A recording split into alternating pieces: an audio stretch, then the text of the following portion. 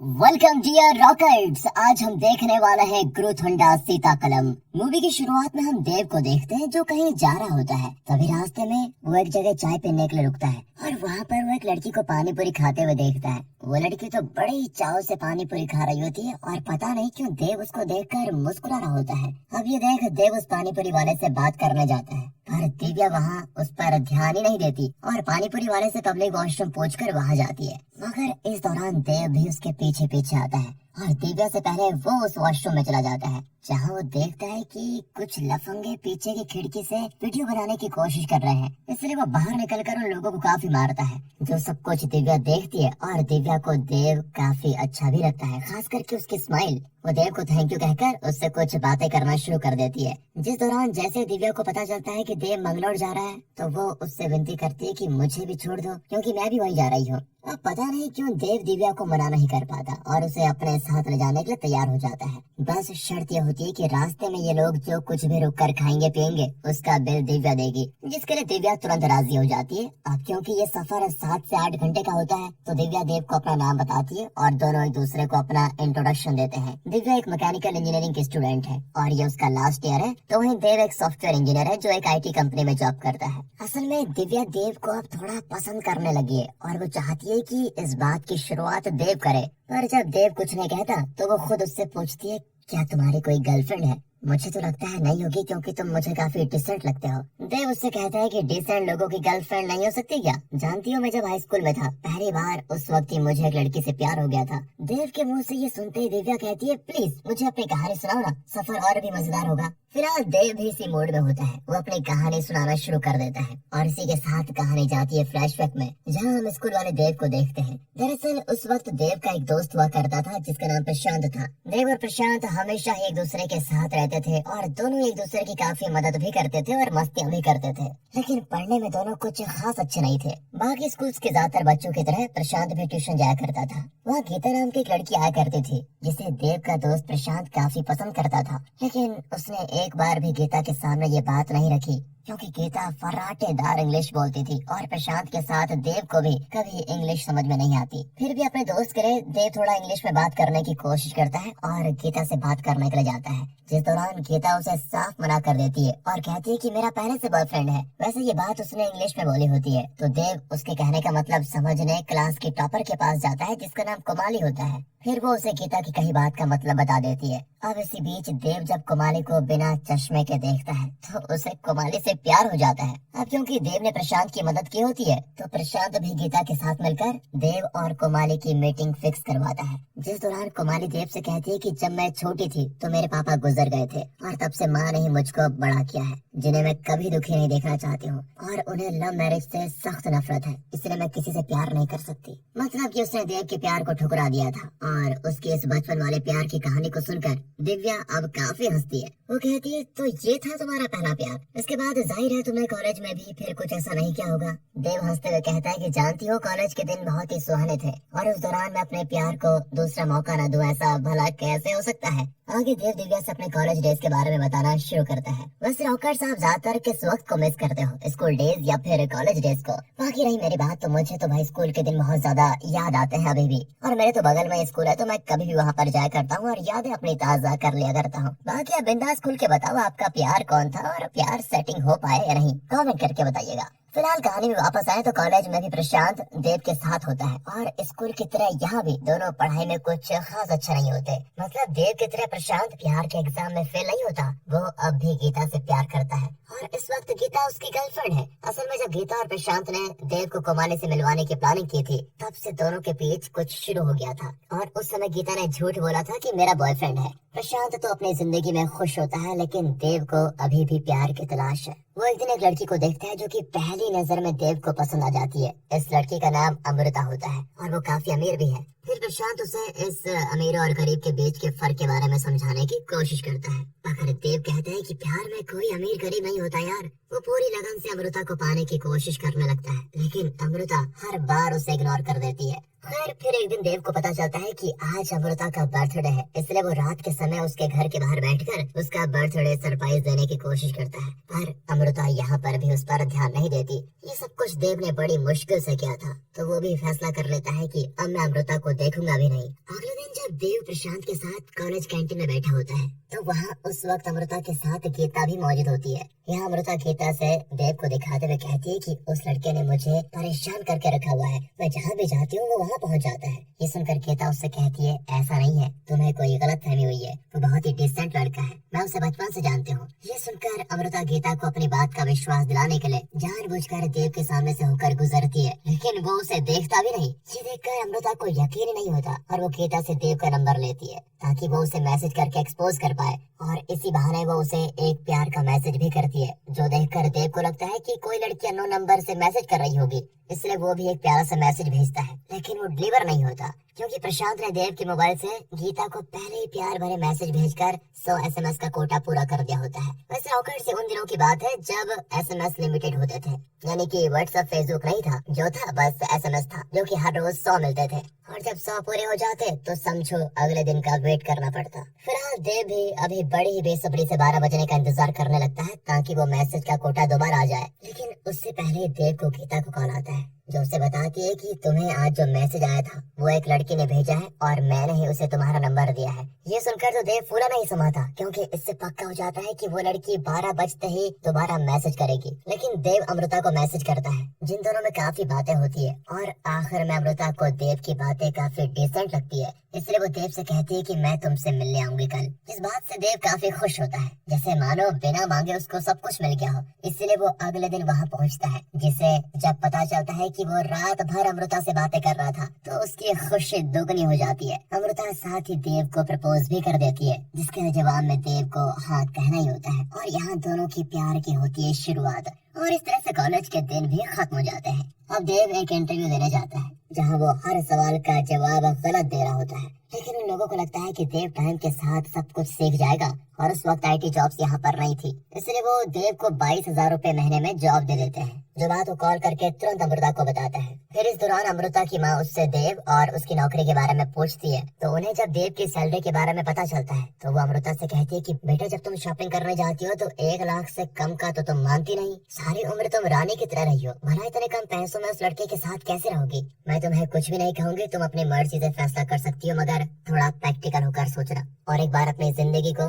उस लड़के के साथ इमेजिन कर लेना। अमृता अपनी माँ की बात तो सुन लेती है, लेकिन वो अभी भी बहुत कंफ्यूज्ड है। फिलहाल देव इस जॉब को ज्वाइन करने बैंगलोर जाता है, इसलिए वो अमृता से वादा करता है कि मैं तुमसे हर हफ्ते मिलने आऊंगा। बाकी ये जॉब मैंने सिर्फ इसलिए ली है ताकि मैं तुम्हारे फ्यूचर के लिए पैसे बचा सकूं। वहाँ मैं दोनों शिफ्ट्स और ओवरनाइट वगैरह सब कुछ करूंगा। उसकी ये बात सुनकर अमृता देव को एक मौका देने का फैसला करती है, और फिर देव बैंगलोर आ जाता है। कॉलेज से बाहर निकलते ही उसे एहसास होता है कि असली जिंदगी क्या होती है यार, और उसके पास अमृता नाम की उम्मीद होती है, इसलिए वो दिन रात मेहनत करता है। यहाँ जिस कंपनी में वो जॉब करता है वहाँ पर प्रशांत और गीता भी जॉब करते हैं। पैसे सेव करने के लिए देव को प्रशांत के साथ ही रहना पड़ता है। फिर समय के साथ साथ देव एक सस्ती कार भी खरीदता है ताकि इसमें वो अमृता को घुमा पाए। यहाँ पर देव की मुलाकात निधि से होती है, जो कि गीता की टीममेट है। निधि, गीता, प्रशांत और देव अक्सर ही मिला करते हैं। अब इस दौरान गीता और प्रशांत वैलेंटाइंस के बाद एक पार्टी करने का प्लान बनाते हैं, क्योंकि उनके रिश्ते को 7 साल का समय पूरा हो चुका है।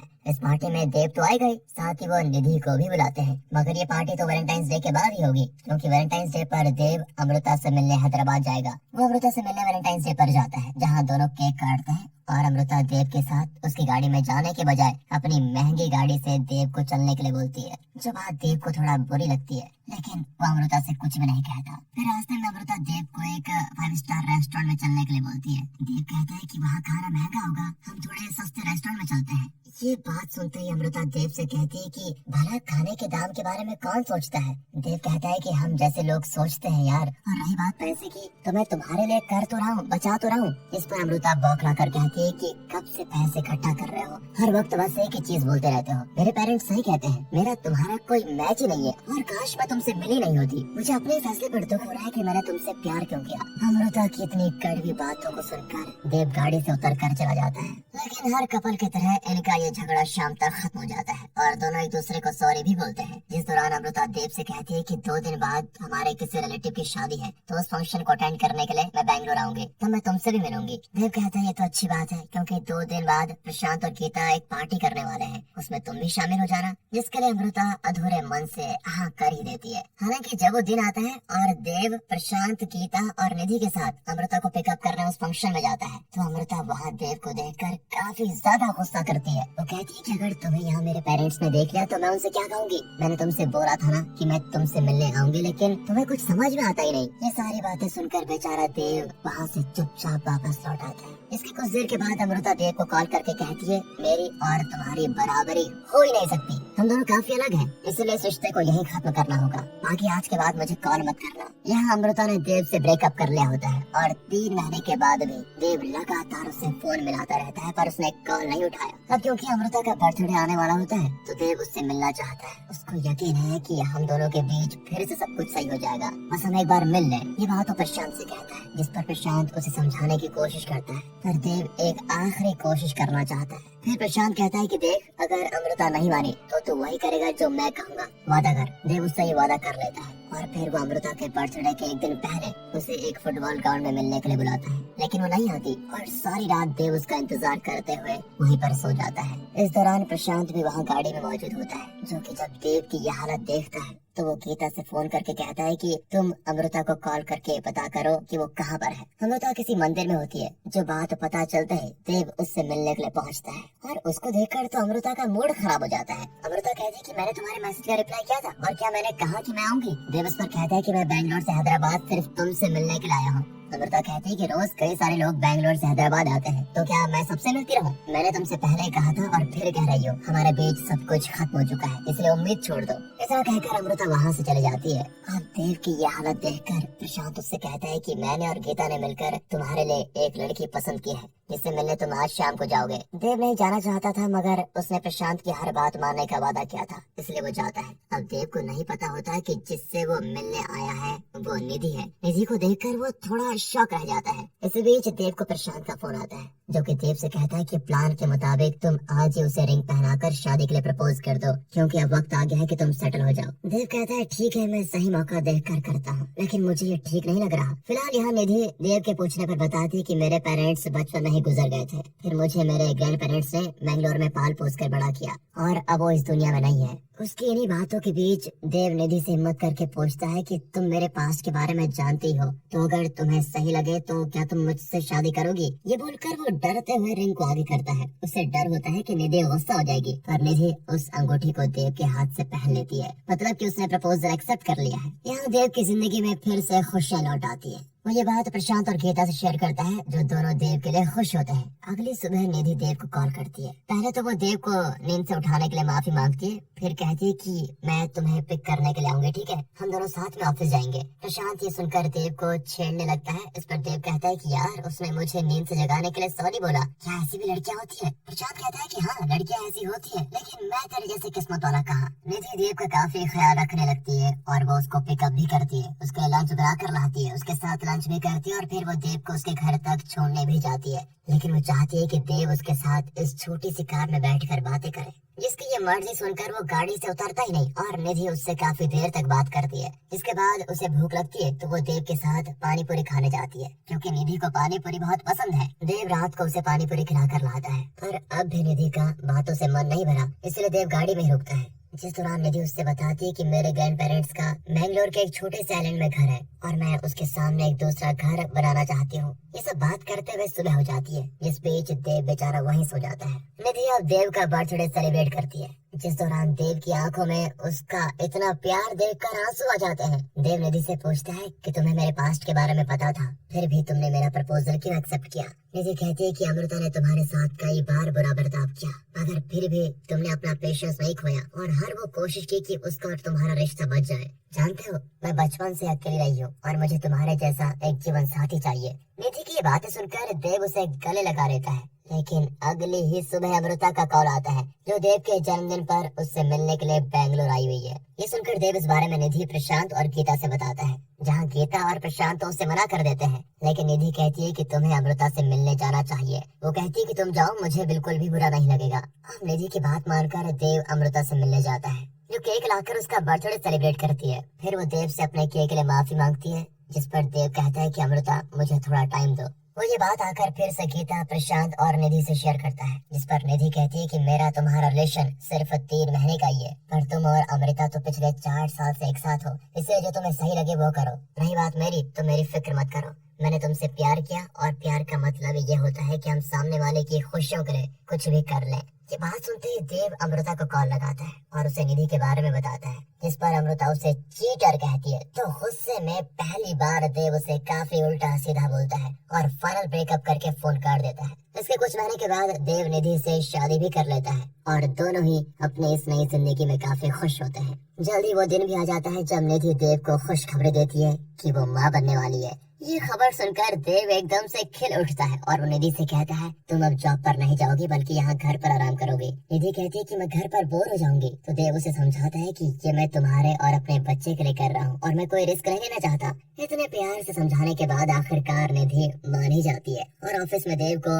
एक और खुशखबरी मिलती है कि उसका प्रमोशन हो गया है, लेकिन इस प्रोजेक्ट पर उसको थोड़ा मेहनत करनी पड़ेगी। देव ये बात निधि से बताता है। वो बच्चे की खबर सुनकर खुश तो था ही, लेकिन वो ये भी जानता है कि उसकी जिम्मेदारी बढ़ने वाली है, इसलिए वो दिन रात काम में खुद को डुबो देता है। कभी कभी उसे घर आने में लेट हो जाती है, पर वो निधि को जवाब नहीं देता। निधि भी जानती है कि देव ये सब कुछ हमारे लिए ही कर रहा है, पर निधि को ये नहीं चाहिए। वो चाहती है कि देव उसके साथ टाइम बिताए, इसके बदले वो थोड़े पैसों में एडजस्ट करने को तैयार है। यही बात वो देव के गले लगकर कहती है, जिस पर देव उससे वादा करता है कि मैं अब तुम्हारे साथ ज्यादा वक्त रहूंगा। वो अगले दिन जाकर अपने सीनियर से बोल देता है कि सर, मुझे ये प्रमोशन नहीं चाहिए, और अब वो निधि के साथ ज्यादा टाइम स्पेंड कर पाता है। मगर इनकी ये खुशियाँ ज्यादा दिन तक नहीं टिकती, क्योंकि एक दिन अचानक निधि का मिसकैरेज हो जाता है, जिस दौरान डॉक्टर देव से निधि के कुछ टेस्ट करवाने के लिए बोलती है। टेस्ट करवाने के बाद डॉक्टर बताती है कि निधि को स्टेज 3 का कैंसर हो गया है, जिसके कारण ही ये हुआ। वहाँ के इलाज से हो सकता है निधि की जान बच जाए, इसलिए हमें तुरंत इलाज शुरू कर देना होगा। कैंसर का नाम सुनकर निधि और देव के पैरों तले जमीन खिसक जाती है,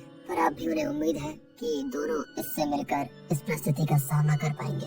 लेकिन ये इतना आसान नहीं होता। इलाज के दौरान एक वक्त ऐसा भी आता है जब देव को खुद निधि के बाल काटने पड़ते हैं। उसकी तबीयत दिन ब दिन खराब होती जाती है। डॉक्टर कहता है कि कैंसर सेल्स उसके पूरे शरीर में फैल गए हैं। इलाज से अभी तक उसे कोई फायदा नहीं हुआ है। ये बात सुनकर देव बहुत दुखी होता है, पर वो निधि से कहता है कि चिंता मत करो, तुम ठीक हो रही हो। हालांकि निधि भी अपनी कंडीशन जानती है। वो देव से कहती है कि मैं इस हॉस्पिटल के बेड में तड़पते हुए नहीं मरना चाहती।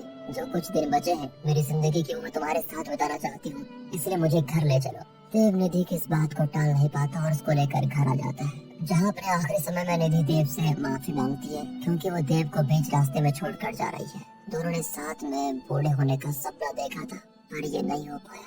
निधि देव से कहती है कि मुझसे एक वादा करो कि मेरे जाने के बाद इस स्माइल को हमेशा अपने चेहरे पर रखोगे। मुझे तुम्हारी मुस्कुराहट बहुत ही पसंद है, और जब जब तुम मुस्कुराओगे तब तब मुझे अपने पास महसूस करोगे। देव उससे वादा करता है कि मैं ऐसा ही करूँगा, और इसी के साथ निधि की मौत हो जाती है। और प्रेजेंट में देव दिव्या को निधि की कब्र के पास लेके आता है और कहता है कि तुम निधि से मिलना चाहती थी, लो मिल लो, यही है मेरी निधि। आगे देव कहता है कि निधि जानती हो, दिव्या बिल्कुल तुम्हारी तरह है। उसे तुम्हारी तरह गोलगप्पे खाना पसंद है, और साथ ही तुम्हारी तरह ये बिना रुके पूरे दिन भर खा सकती है। आज इसे देखा तो तुम्हारी याद आ गई। शायद यही वजह थी कि मैंने इस लड़की के सामने अपनी जिंदगी के सारे सपने खोल कर रख दिए। इस पर दिव्या देव से पूछती है कि आप इतने सब कुछ होने के बावजूद मुस्कुरा कैसे लेते हो। देव कहता है कि जानती हो, निधि को मेरी स्माइल बहुत ही अच्छी लगती थी। उसके जाने के बाद जब मेरा रोने का मन करता था तो मैं उसे याद किया करता था कि निधि को मुझे रोते हुए देखना बिल्कुल पसंद नहीं था। ये समझ लो, यहाँ निधि नहीं बल्कि मैं दफन हूँ, और जो तुमसे मुस्कुराकर बात कर रहा है वो मैं नहीं बल्कि खुद निधि है। इसके बाद देव दिव्या को उसके घर लेकर जाकर छोड़ देता है, जिस दौरान हमें पता चलता है कि देव ने निधि को उसी आइलैंड में बरी किया था जहाँ उसके ग्रैंड पेरेंट्स का घर था, क्योंकि वो यही चाहती थी। इधर दिव्या जाने से पहले देव से सवाल करती है क्या तुम अभी किसी से प्यार नहीं करोगे? देव मुस्कुरा के कहता है कि पहले जब मुझे प्यार होता था तो लगता था कि मुझे सच्चा प्यार हुआ है, लेकिन कुछ दिन या महीने के बाद फिर से किसी और के प्यार में पड़ जाता। मगर जब निधि मेरी जिंदगी में आई, मुझे एहसास हुआ कि सच्चा प्यार क्या होता है। उसके जाने के बाद कभी ऐसा लगा ही नहीं कि मुझे किसी और से प्यार की जरूरत है, क्योंकि उसका प्यार और उसकी यादें हमेशा मेरे अंदर जिंदा रहेंगी। उसका ये जवाब सुनकर दिव्या देव को गले लगा लेती है और कहती है, ये मेरी जिंदगी का सबसे खूबसूरत सफर था, जिसमें मैंने बहुत कुछ सीखा है। और उसे छोड़ने के बाद देव भी अपने रास्ते चला